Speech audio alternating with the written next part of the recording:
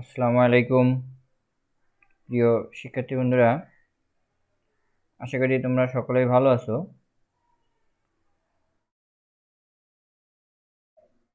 আজকের ক্লাসে সকলকে স্বাগত জানাচ্ছি। আমি মোহাম্মদ আলামিন মিয়া, সহকারী শিক্ষক গণিত, police lines school and college, Rangpur. আজকের পাঠের বিষয়বস্তু নবম শ্রেণীর উচ্চতর গণিত দ্বিতীয় অধ্যায় নিয়ে আলোচনা করব। এর আগে আমি একটি লেকচার দিয়েছি এই অধ্যায়ের উপরে, তারই ধারাবাহিকতায় আজকে দ্বিতীয় লেকচার নিয়ে আলোচনা করছি।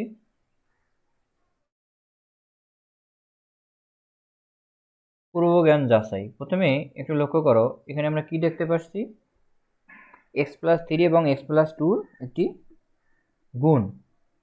আচ্ছা, আমরা এই x+3 এবং x+2 কে যদি গুণ করি তাহলে কি পাবো? অবশ্যই তোমরা এটি করতে পারবে, সূত্রের সাহায্যে করতে পারবে, সরাসরিও করতে পারবে। ধরলাম আমরা এইটা x² + 2x + 3x + 6 পেলাম। অনুরূপভাবে এইখানে ভাগ করলাম, ভাগ করলে কি পাবো? এই x+2 x+2 কাটা যাবে, তার মানে x+3 থাকবে। আনসার আসলে x+3। তাহলে এখানে তোমরা একটা জিনিস হয়তো বা লক্ষ্য করেছো যে x+3 এবং x+2 দুইটা বহুপদী, তাকে আমরা গুণ করলাম, ডান পাশে আমরা আর একটা বহুপদী পেলাম। অনুরূপভাবে x+3 x+2 একটা বহুপদী, এইটা একটা বহুপদী। তাহলে এই একটা বহুপদীকে আর একটা বহুপদী দিয়ে ভাগ করলাম, তখন আমরা এখানে আর একটা বহুপদী পেলাম। প্রিয় শিক্ষার্থী বন্ধুরা, আজকে আমরা এই বহুপদীর গুণ, ভাগ, সমতা সূত্র, অভেদ নিয়ে আলোচনা করব। চলো আমরা শুরু করি। এই পাঠ শেষে তোমরা বহুপদীর গুণ, ভাগ ব্যাখ্যা করতে পারবে, সমতা সূত্র ব্যাখ্যা করতে পারবে, অভেদ ব্যাখ্যা করতে পারবে। পাঠের শিরোনাম বহুপদীর গুণ, ভাগ। প্রথমে বহুপদীর গুণফল ও ভাগফল নিয়ে আলোচনা করি। দেখো, এগুলো আসলে এমসিকিউ আসে। ধারাবাহিকভাবে তোমরা যদি পড়াশোনাটা করো তাহলে 100% প্রিপারেশন ভালো হবে। দেখো, দুইটা বহুপদীর যোগফল, বিয়োগফল, গুণফল সবসময় বহুপদী হয়। আমরা কিছুক্ষণ আগেই দেখলাম যে দুইটা বহুপদীর গুণফল একটা বহুপদী হলো।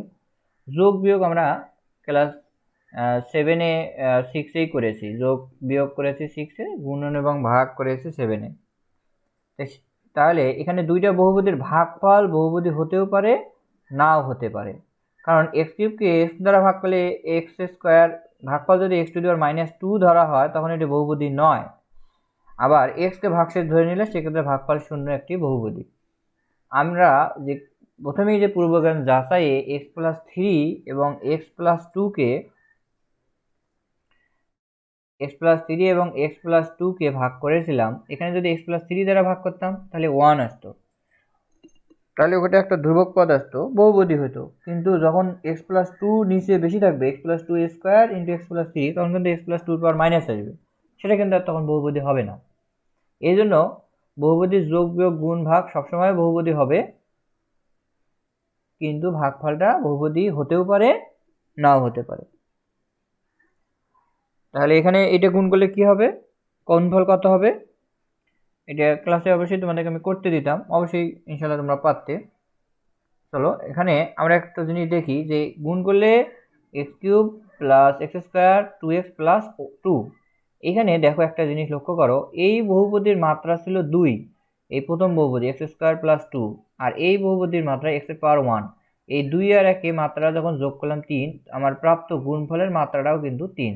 তার মানে বহুপদীর মাত্রা আগের দুইটা বহুপদীর মাত্রা যোগফল করে আমরা পাবো। আর মুখ্য সহগটা এই আগের বহুপদীর মুখ্য সহগ দুইটার গুণফল যা হবে, গুণ করার পরেই বহুপদীর প্রাপ্ত মুখ্য সহগটা ওই আগের দুইটা বহুপদীর গুণফলের মুখ্য সহগের গুণফলের সমান হবে। মানে এই যে x² এর সহগ 1, x এর সহগ 1, তাহলে 1 1 গুণ করলে এখানে x³ এর সহগ 1 হয়েছে। অনুরূপভাবে যদি আমরা এটাকে এটা দ্বারা ভাগ করি তাহলে px-টা হবে, এটা সম্পূর্ণের আগে গুণ করতে হবে, যার মাত্রা 3 এবং মুখ্য সহগ 1। এরপর ভাজক হবে 2x² + 3, যার মাত্রা 2 এবং মুখ্য সহগ 2। তাহলে আমরা এখন কি করব? প্রাপ্ত ভাগফলের মাত্রা কত হবে? তাহলে এই যে ভাজকের মাত্রা 3 আর ভাজ্যের মাত্রা হচ্ছে 3, ভাজকের মাত্রা 2, তাহলে ভাগফলের মাত্রা কত হবে? 3 থেকে 2 বাদ দেবো, তাহলেই পাবো 1 হবে। ঠিক আছে, আর মুখ্য সহগ কত হবে? তাহলে এই x কিউবের সহগ 1 আর এখানে x স্কয়ারের সহগ আছে 2, তাহলে মানে 1/2। চলো আমরা ভাগটা করে দেখি। 2x স্কয়ার প্লাস 3 দ্বারা ভাগ করব এইটাকে। তাহলে প্রথমে কি করতে হবে? এই বহুপদীর মুখ্য পদটাকে ভাজকের মুখ্য পদ দ্বারা ভাগ করতে হয়। দেখো এইভাবে আমরা যদি ভাগ করে গেলে x স্কয়ার আর x কিউব কাটা গেলে থাকবে x ভাগ 2, মানে 1/2 ইন্টু x। তাহলে 1/2 ইন্টু x ভাগ করলে বসাবো, তারপর এটা দ্বারা সম্পূর্ণটাকে এটাকে গুণন করব। তাহলে আমরা পেলাম x কিউব প্লাস 3/2x। এখন এটা বিয়োগ করব, সাইনগুলো চেঞ্জ করতে হয় তোমরা জানো। এখানে এটা কাটা গেল, তাহলে -6x স্কয়ার আর এই দুইটা হিসাব করলে তোমার থাকবে -x/2 আর -6কে নিচে নামাইলাম। অনুরূপভাবে আবার এই -6x স্কয়ারকে 2x স্কয়ার দ্বারা ভাগ করলে আসবে -3।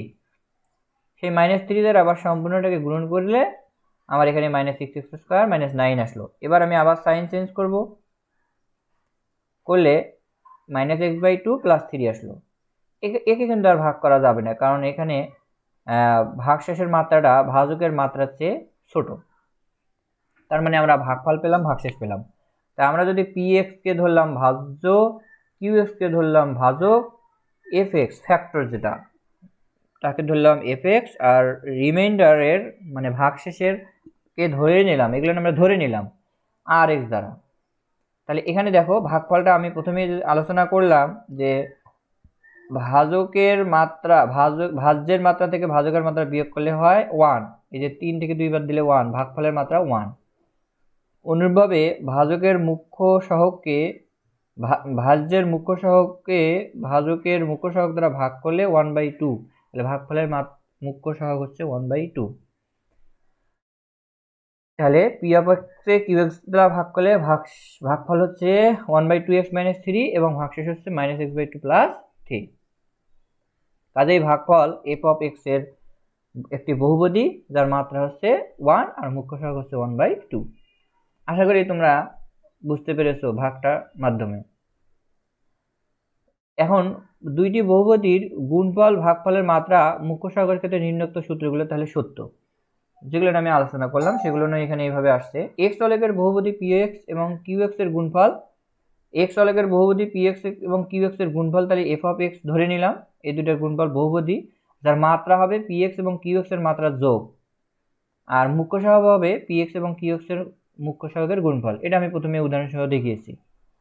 এরপরে এখানে দেখো px qx fx rx। তাহলে আমরা যদি এই p অফ x, আমরা জানি p অফ x সমান হবে qx আর fx গুণফল, মানে ভাজ্য সমান ভাজক গুণন ভাগফল।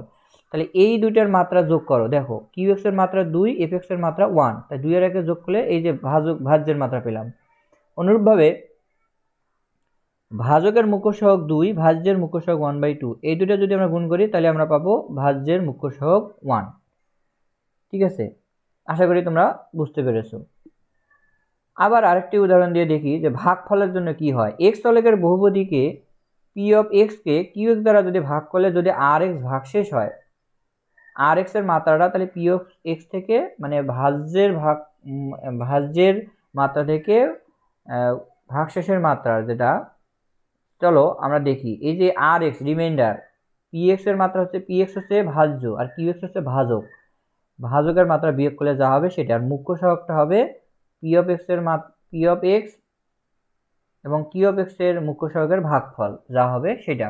এখানে দেখো p of x q of x, তাহলে এই rx এর মাত্রাটা কি হলো? rx এর মাত্রা কিন্তু 1, সেটা কিভাবে বের হলো? p অফ x আর qx এর মাত্রা বিয়োগ করে।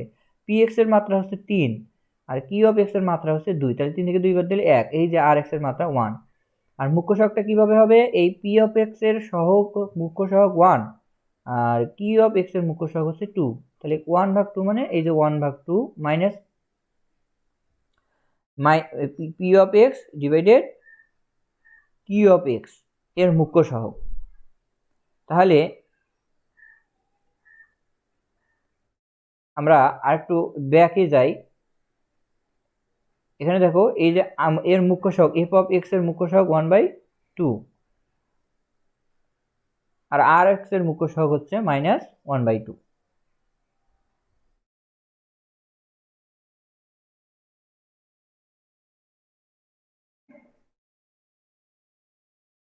চলো আমরা পরবর্তী স্লাইডে চলে যাই।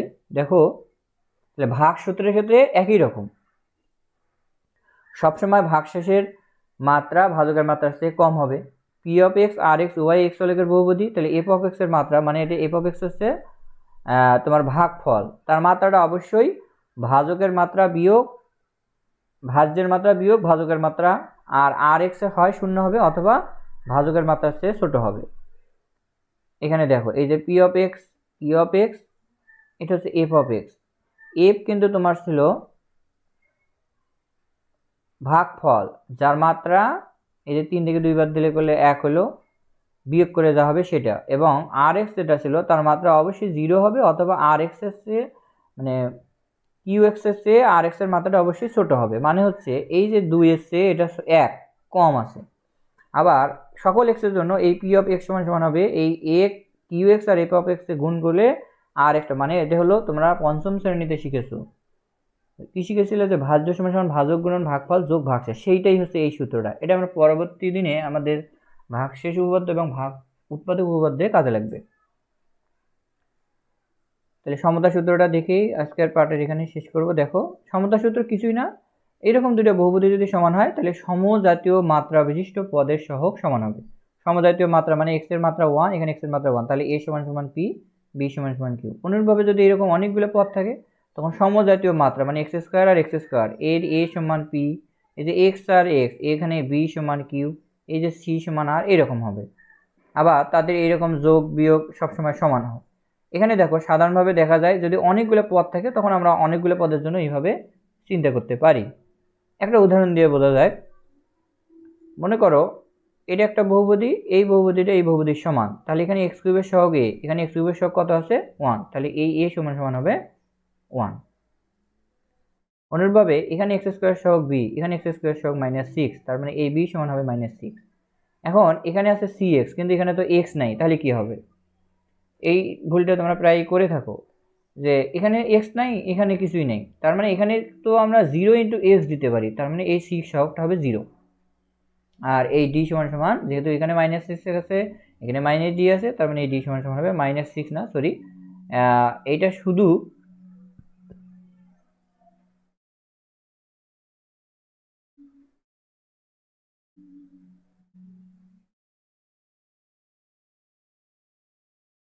এখানে ছিল প্লাস,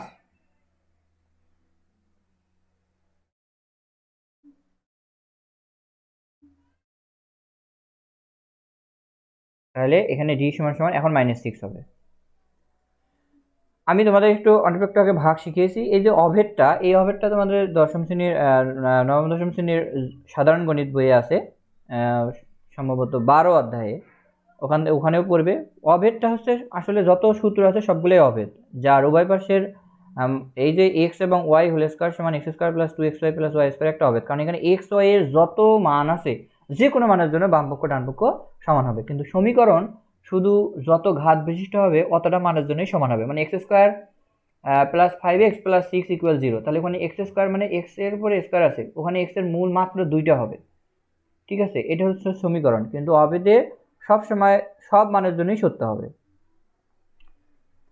আচ্ছা, এরপরে মূল্যায়ন।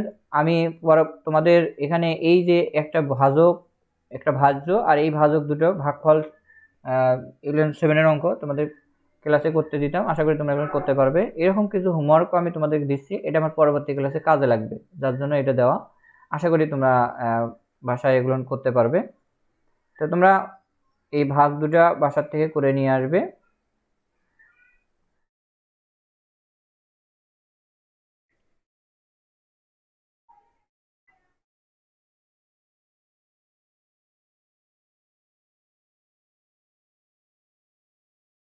এই ভাগ দুটা করে নিয়ে আসবে সে পর্যন্ত এই যে নিচের বহুপদীগুলোকে, এটা তোমাদের কাজ হয়ে গেছে। আজকের ক্লাসে এখানেই সমাপ্ত ঘোষণা করছি। ভাগগুলো তোমরা বাসায় ভালোভাবে করে নিয়ে আসবে, যাতে আমার পরবর্তী ক্লাসে সুবিধা হয়। বাসায় ভালোভাবে করলে, ভাগগুলো করলে তোমাদের ভাগশেষ উপপাদ্য এবং উৎপাদক উপপাদ্য বোঝার অনেক সুবিধা হবে। তো সে পর্যন্ত সবাই ভালো থাকো, সুস্থ থাকো। আসসালামু আলাইকুম ওয়া রাহমাতুল্লাহি ওয়া বারাকাতুহু।